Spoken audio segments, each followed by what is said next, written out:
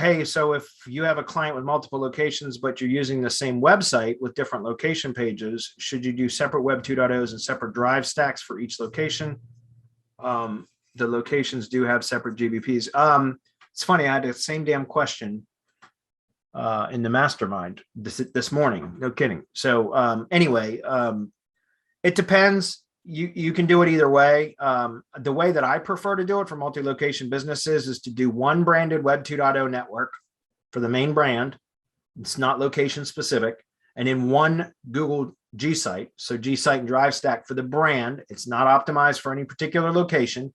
And then once I get those back, then I like to build location pages like as inner pages, right? So pages on the G site for each location. I mirror the same structure as the money site. That's, again, we call it theme mirroring. We've been talking about that for years. So I like to just do a branded Web 2.0 network and drive stack, G site and drive stack, right? It's not location specific. And then once I get that back, then I build internal pages that are location landing pages, right? So it mirrors the same structure as the money site. And that's how I like to do it, because then you only have to power up one. You've got one G site that you can build links to and really power that son of a bitch up. So every time that you have another location, you just add a new location page to that site. It's automatically going to benefit from all the authority you've driven into it. You can do it the other way around, but where you have a separate drive stack and Web 2.0 network and everything for each location, but I don't prefer to do that. I like to accumulate all that power into one asset, the G site drive stack, one Web 2.0 branded network, that kind of stuff. So, but you can do it either way. And again, I just answered this question in the mastermind this morning. Would you set a minimum of reviews for that? I'm not sure what you mean for that. How much do you charge your tree customers for pay per lead? It depends if it's tree customers. And we're going to wrap it up, guys. I know we're about a minute over. It depends on if I'm selling the leads exclusively or if they're being sold more than once. If I'm selling a lead, at the most, I will sell a lead 3 times, and the contractors are aware of that.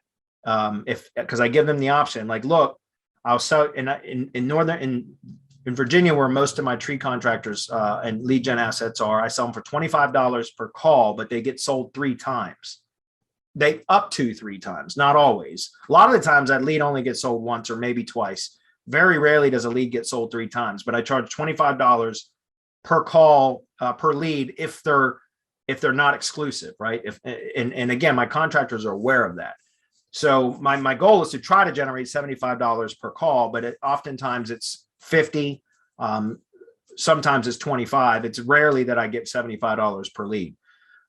If it's exclusive, then I charge double. So I charge $50 per lead. If and that's one of the things that we have when I talk about when I talk to a contractor on leads. I give them that option. Look, I'm going to sell you leads at $25, but they can be sold. They're not. And I explain to them what I just said to you is I tell them, like, hey, there's other tree contractors that are have access to the same pool of leads that you do, and the lead can be sold up to 3 times, never more than 3 times. Doesn't mean they always will be, but if you want exclusive leads, then I'm going to charge you $50 per lead. Which one do you prefer? And I let them decide. And if they select exclusive leads, then I carve out a particular area for them. And then now all those leads go directly to them and not into the pool of leads that the rest of the contractors pick from, if that makes sense. So it's $25 or $50 if it's exclusive. And that's a little on the low end, and I know, but I've got a lot of assets. So